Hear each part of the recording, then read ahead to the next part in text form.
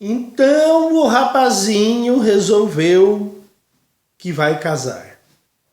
Achou a sua namorada, uma namorada bonita, legal, aparentemente fiel, e parece que está tudo certo e que o casório vai sair. Bom, como eu sou um desmancha-prazeres aqui no YouTube, mas um desmancha-prazeres para o bem dos senhores, não é para o mal. Eu estou aqui avisando com antecedência para que vocês, antes de cair na armadilha, escapem. E não depois de cair na armadilha, que nem o urso que cai na armadilha, perde a pata e fica com a pata mutilada. Eu quero que vocês não caiam nessa armadilha. Eu vou dar aqui duas notícias que acontecem quando ocorre um divórcio. Olha só, a ex-mulher de Eduardo Costa se recusa a baixar padrão de vida e faz triste desabafo. Não consigo. Naquela programa de fofoca da Abraão, a coitadinha não consegue baixar o seu padrão de vida. Mas ela não quer também se virar, ela não quer trabalhar, ela quer que o ex-marido sustente o padrão de vida dela elevado.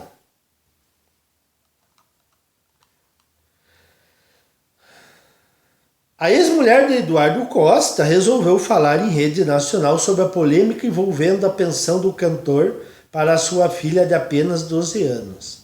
Ela lamentou a situação e se recusou a baixar o padrão de vida, que está insustentável diante do valor atual que ele envia mensalmente. Olha aqui, ó, antes que alguém venha e diga assim, ó, mas esses caras arrumam uma mulher aqui, arrumam uma mulher ali, engravidam uma mulher aqui, engravidam uma mulher ali. Não interessa. Isso não interessa. Assim como também não interessa o fato do cara ser milionário. Por exemplo, do caso do Wesley Safadão. Eu lia mulheres dizendo assim, mas o cara ganha não sei quantos milhões por mês. Não interessa, o dinheiro é dele. Então, nós não podemos entrar nesta onda de dizer, mas esses caras fizeram os filhos e são burros. Tudo bem, diante dessa justiça feminista, hoje em dia, eles estão, no mínimo, alienados. Mas nós não podemos culpá-los apenas, chamá-los de burros por terem caído nessa armadilha. Porque a lei continua discriminatória contra os homens. Não interessa se o Eduardo Costa arrumou uma bailarina e engravidou ela. Se o Wesley Safadão arrumou uma bailarina e engravidou a bailarina. As leis continuam discriminatórias contra os homens. Se eles foram burros, não interessa. Vocês estão entendendo isso? Eu quero que vocês entendam isso.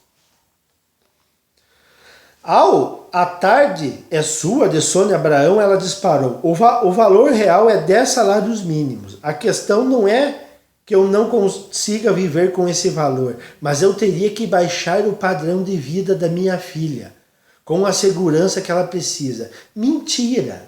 Não é o padrão de vida da tua filha, é o teu padrão de vida que você não quer baixar. As mulheres não querem baixar o seu padrão de vida. Quanto gasta uma criança que não seja doente, que não precise de tratamento médico direto, quanto gasta por mês?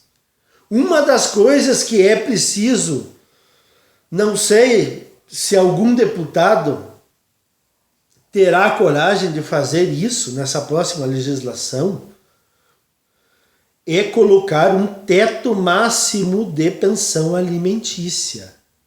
Isso é urgente, que se coloque um teto máximo de pensão alimentícia. Não é possível um sujeito pagar 40, 60 mil de pensão alimentícia.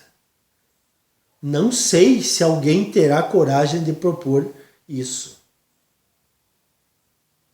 Esperemos que sim. Tomara. Se fosse eu, o deputado, vocês poderiam ter certeza que eu proporia essa questão. Mas, como nem tudo que a gente deseja é possível ser realizado, continuamos aqui na nossa leitura.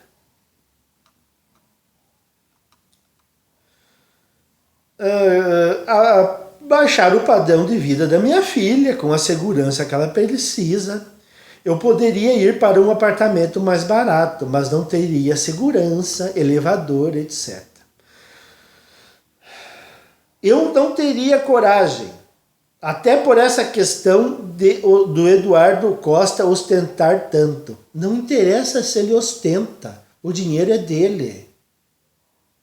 Minha filha, você é uma mulher... Meu Deus do céu. As mulheres se separam do marido, mas elas querem ficar ligadas ao marido com relação ao dinheiro que o marido ganha. O meu ex-marido ganha R$1 milhão por mês. Não interessa. Você é ex. É incrível, é incrível. E é incrível que a justiça dá amparo a esse tipo de coisa.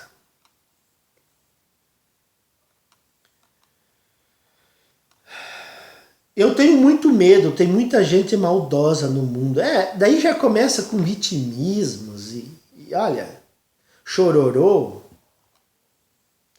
Ela deixou o apartamento sob ordens de despejo. A gente saiu há alguns dias, nós mudamos e estamos em um apartamento de um amigo do meu pai no mesmo padrão. A gente continua pagando aluguel. Veio a notificação de despejo e mandei para ele, que não deu um retorno, como se não estivesse preocupado. Lamenta. Mentiras e mentiras a rodo. Aqui ela fala sobre questões de IPTU. Tá, mas ela não entra com nada da despesa? Mas e a parte financeira da mulher? Além dela estar com a guarda do filho, vejam só o absurdo da lei. Além da mulher ficar com a guarda do filho, ela ainda quer que o homem sustente ela e o filho. Ela não teria que entrar com a parte das despesas da sua filha? A justiça simplesmente se cala diante disso. Os políticos simplesmente se calam.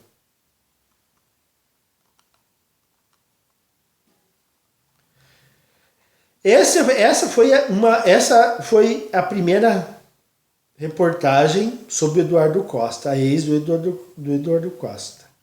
Agora nós temos a questão lá do Carlos Alberto da Silva, o mendigo, do extinto Pânico na Band. Ele conseguiu a suspensão do mandado de prisão que tinha por não pagamento de pensão alimentícia do filho, de 7 anos, fruto do seu relacionamento com Aline Hauck, ex-assistente de palco do humorístico. Outro que burriou pegando assistente de palco. Mas isso não interessa. A lei continua injusta. O humorista teve a prisão decretada no início desse mês, mas conseguiu uma liminar na última sexta-feira, 19. Em entrevista ao UOL, Carlinhos falou sobre o caso. O desembargador entendeu as minhas verdades, já que eu tinha todos os comprovantes do pagamento de pensão de presentes que eu dei para ela. Ele entendeu para o meu bem e para o bem do meu filho que a prisão não seria bacana. Conseguimos a revogação da prisão. É um milagre. Estava esperando a decisão deles para me entregar ou não. Agora estou mais aliviado. Mas a que ponto nós chegamos? Pais sendo tratados como bandidos, torcendo para não irem para a prisão. Vocês estão colocando isso na cabeça? Isso está penetrando em seus cérebros? Ou estou falando grego aqui? Vocês estão vendo como é que é? Como é que funciona? O cara tem que torcer para não ir para a prisão. E olha só, a dívida gira em torno de 400 mil. Olha só, o humorista teve inclusive o apartamento penhorado pela justiça a pedido de Aline. Penhoraram o apartamento dele a pedido da ex. Daí ele fala aqui, ó, não tem acordo com a pessoa. Ela quer me ver na lama, me humilhar. Ela quer tirar a minha cobertura. Pode tirar. Eu quero ver o meu filho. Quer fazer acordo? Vamos fazer. Mas não querem. A pessoa não tem coração, não tem noção do absurdo e do ridículo. Prender o pai do próprio filho? Questionou. É isso mesmo, prender o pai de uma criança? Carlinhos negou as acusações que tenha sido ausente com o filho e alegou que esses envolvimentos com a justiça têm prejudicado o seu relacionamento com a criança. É óbvio, essas lambanças com a justiça de paga pensão, não paga pensão, coloca horários fixos para ver a criança. Isso tudo a criança, o rapazinho ali já está com 7 anos, a criança já está com 7 anos, já vai entendendo isso. E já vai começando o psicológico dele já vai começando a sofrer com essa pendenga. Mas a justiça não diz que tudo é para o bem da criança? Então por que eles não agilizam esse tipo de coisa? Por que eles querem ainda massacrar mais o pai? Eles não pensam que a criança está sofrendo, que a criança gosta do pai também? Não, a criança não é da propriedade só da mãe. A criança pertence a ambos os pais. Eu nunca vou negar pão ao meu filho, sempre paguei, mas não vi nada. Não vi aniversários, Dia dos Pais, Ano Novo. Eu tenho que reconquistar meu filho a cada vez que o vejo. Aqui está escancarada a alienação parental. Alienação parental escancarada. O que a ex-mulher do mendigo está fazendo. Então, é essa a realidade. Tá, daí a matéria termina. Então, senhores, é essa a realidade do homem diante da justiça feminista que se baseia em leis feministas. O homem não passa de uma carteira de dinheiro ambulante para a justiça. Os sentimentos do pai sequer passam pela cabeça dos juízes, dos promotores, dos defensores públicos. E o mais incrível que eu acho, que é espetacular isso, é que a maioria dos operadores da justiça são homens. Como se explica isso? É o caso, aquilo que eu falei. Geralmente são homens que já se criaram no ambiente feminista. São homens que foram doutrinados nas faculdades, já saíram com a cabeça pronta em esquerdismo, em leis favoráveis às mulheres. No caso dos juízes e promotores mais velhos, vem aquela questão da comparação entre mulheres antigas e mulheres novas, que parece que não entra na cabeça deles. Parece que eles estão lidando com uma coitada de uma mulher dos anos 1950, que o marido não deixava nem sair de dentro de casa. Parece que eles estão lidando com esse tipo de mulher. Então são vários fatores. E os homens não se antenam nisso. Esses operadores do direito não se antenam nisso. É preciso eu espero que agora, a partir do ano que vem, haja uma reformulação total do currículo das faculdades federais. Porque se nós começarmos a largar esse tipo de pessoal todos os anos e eles entrando em concursos públicos e passando em concursos públicos com essa mentalidade, os homens que ainda insistirem em casar, e sempre vai ter aqueles, se ouvissem o meu conselho de não casar, evitariam esses problemas. Mas vai ter aquela quantia, aquela maioria de homens que vão casar. E se eles caírem nesses caras, nesse pessoal da justiça doutrinados, eles vão sofrer e vão passar por tudo que esses caras estão passando, por Eduardo Costa e milhões de pais por todo o Brasil, não só homens ricos, homens pobres, medianos, qualquer um. Vão continuar, se não houver uma mudança de mentalidades, nós vamos continuar assistindo a essa verdadeira matança, essa verdadeira caça aos pais.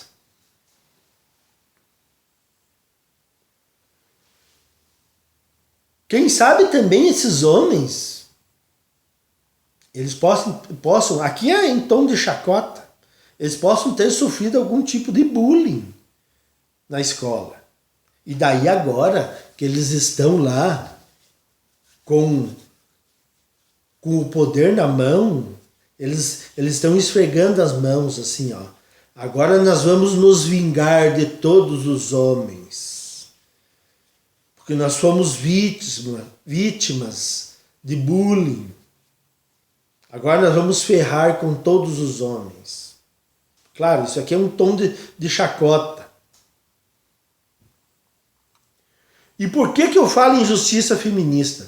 Alguém poderá dizer que as leis foram criadas pelos políticos. A justiça está apenas cumprindo a lei. Só que não é simples assim. E eu dou um exemplo.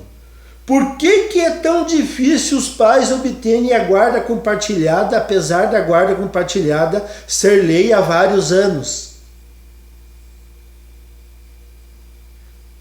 Isso foi uma lei criada por políticos que favoreceria os homens. E por que não é aplicada? Qual é a desculpa? Não, isso aí não pode ser, alguém não pode dizer assim, não, mas eles estão cumprindo a lei. E por que não cumprem a lei da guarda compartilhada? Outra coisa, Por que que quando é para tomar uma medida a favor das mulheres, a justiça age com uma rapidez espantosa? E quando um homem pede algum tipo de revisão, de guarda, de pensão, a justiça é uma tartaruga. Por que que acontece isso aí?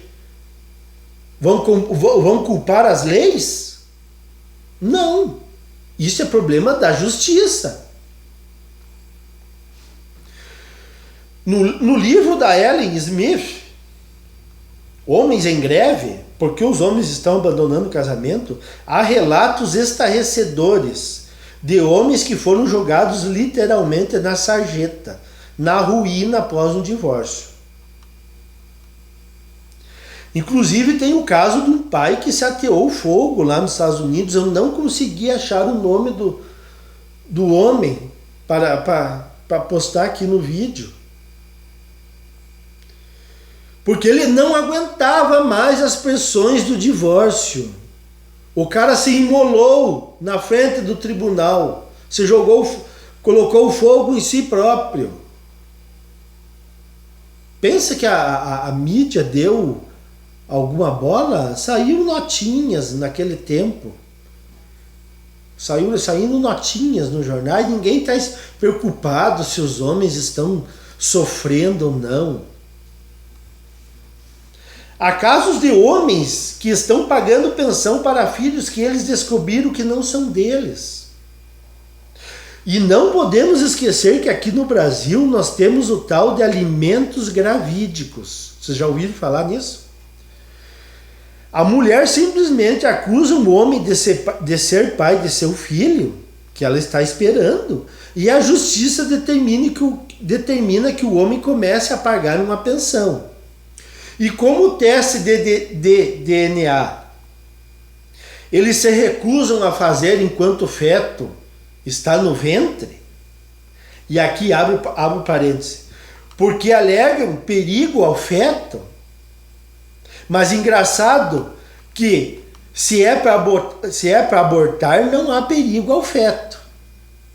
Para fazer um teste de DNA, há perigo ao feto. Para abortar, daí não há perigo ao feto. Querem abortar fetos até 3 meses.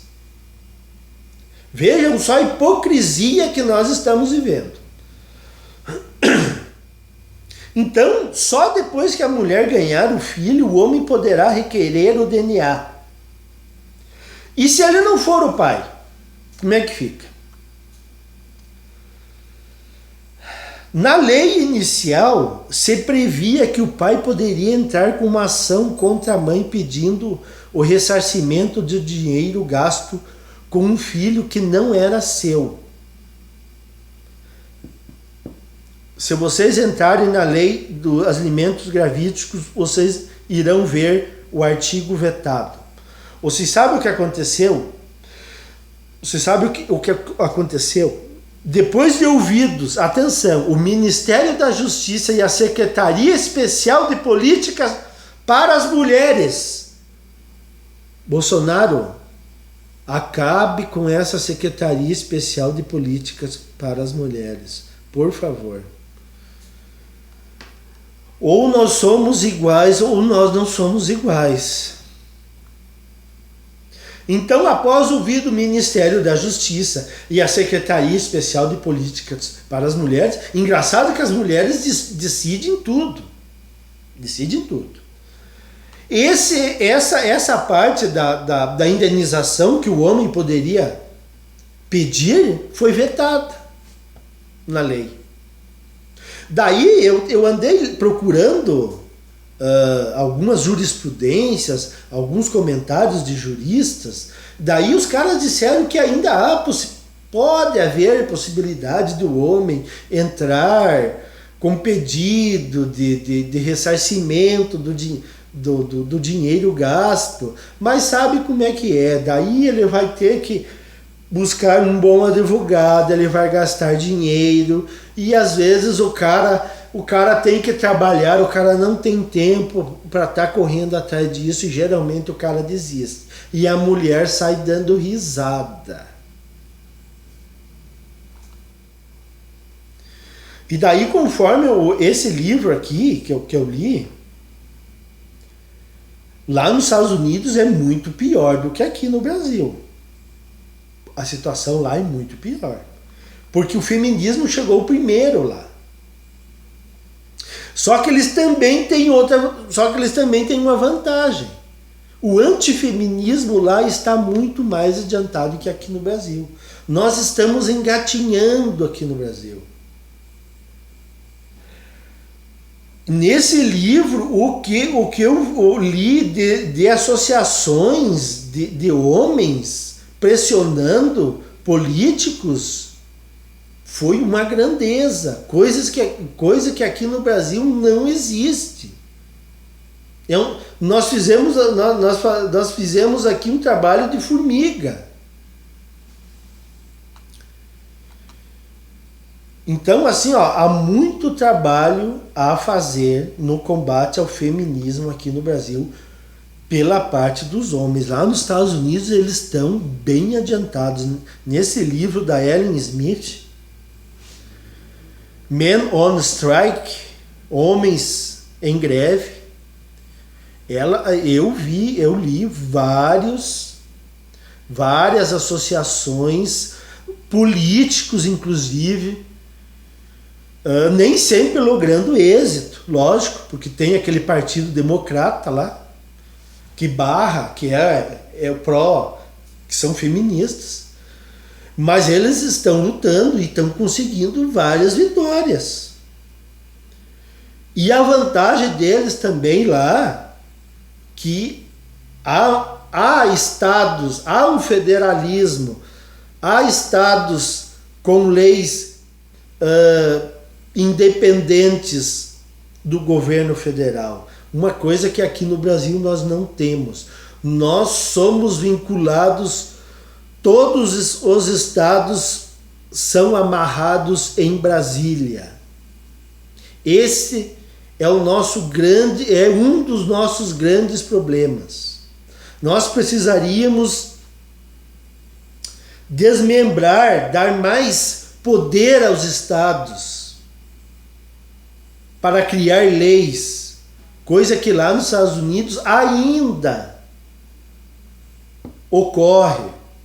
E aos poucos os democratas estão querendo terminar e concentrar tudo em Washington. Aqui é tudo concentrado em Brasília. Então, nós temos um grande caminho pela frente. Os homens brasileiros ainda estão muito atrasados nessa questão. Os homens brasileiros são que nem aqueles cavalos com tapa-olhos, sabe? Os homens brasileiros só enxergam aqui assim, ó. Eles são incapazes de enxergarem ao seu redor. Então, é uma luta hercúlea. É isso aí, senhores. Estou no limite da memória do meu celular. É isso aí.